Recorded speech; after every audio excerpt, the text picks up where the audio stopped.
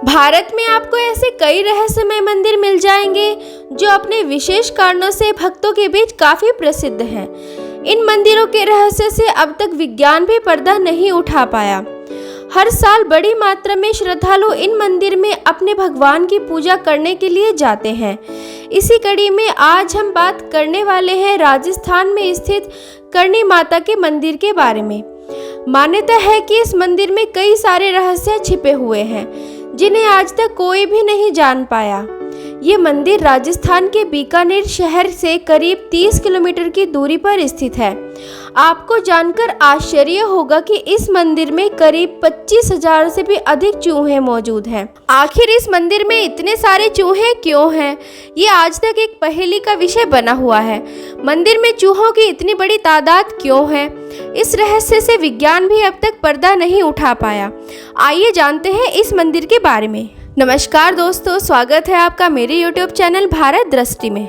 बीकानेर में करणी माता का मंदिर अपनी वास्तुकला के लिए ही लोकप्रिय नहीं है, बल्कि यह मंदिर 25,000 से भी ज़्यादा चूहों का घर है, जिन्हें अक्सर भी यहाँ घूमते देखा जाता है। आमतौर पर कोई भी चूहों की झूठी चीज खाने की बजाय फेंक देता है, लेकिन यहाँ पर भक्तों को चूहों का झूठा प्रसाद दिया जाता है।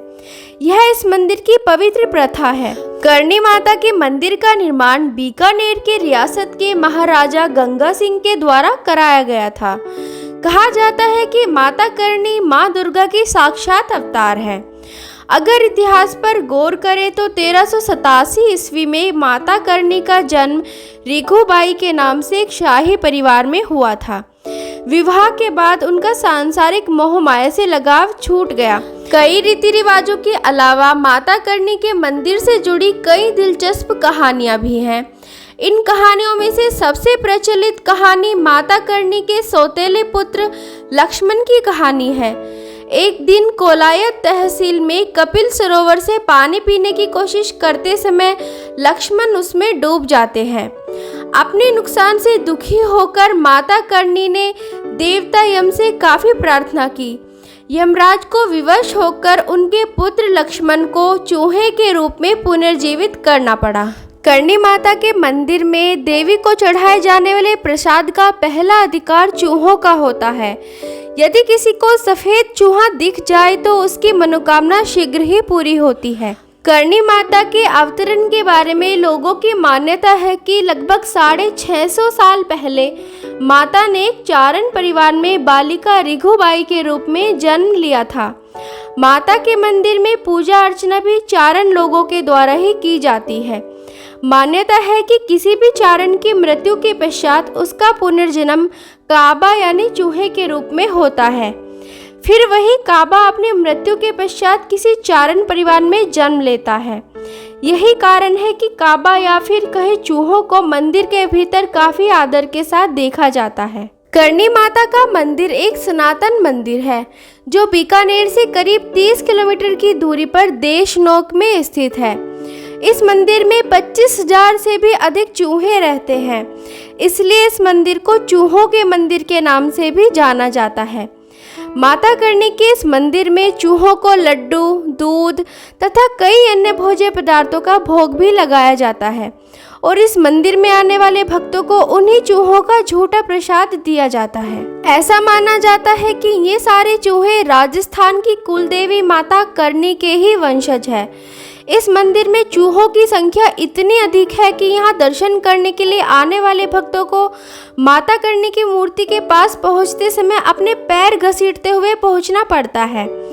ऐसा भी माना जाता है कि अगर एक भी चूहा किसी भक्त के पांव के नीचे आ गया और चूहा भूलवश भी अगर घायल हो जाए तो उसे बहुत ही अशुभ माना जाता है, और यदि गलती से भी किसी भी चूहे की मृत्यु हो जाए तो उसकी जगह पर वहाँ पर एक चांदी का चूहा बनवाकर चढ़ाया जाता है। ऐसा भी माना जाता है कि यदि किसी भक्त को करणी माता के मंदिर में किसी सफ़ेद रंग के चूहे के दर्शन हो जाए तो उसे बहुत ही शुभ और विशेष फलदायी माना जाता है। मान्यता है कि ऐसे चूहों के दर्शन होने से भक्तों की मनोकामना बहुत ही जल्द पूर्ण हो जाती है। माता करणी के मंदिर में उपस्थित इन चूहों को काबा के नाम से जाना जाता है। यह हजारों चूहे माता करणी के मंदिर में संध्या समय वंदना और मंगला आरती के समय में अपने बिलों से बाहर आ जाते हैं। राजस्थान के मंदिर में दर्शन करने के लिए आने वाले भक्त इन्हीं चूहों को भोग लगाते हैं और फिर उनके झूठे प्रसाद का सेवन भी करते हैं। करणी माता के मंदिर का निर्माण 20वीं शताब्दी की शुरुआत में बीकानेर के महाराजा गंगा सिंह के द्वारा किया गया था।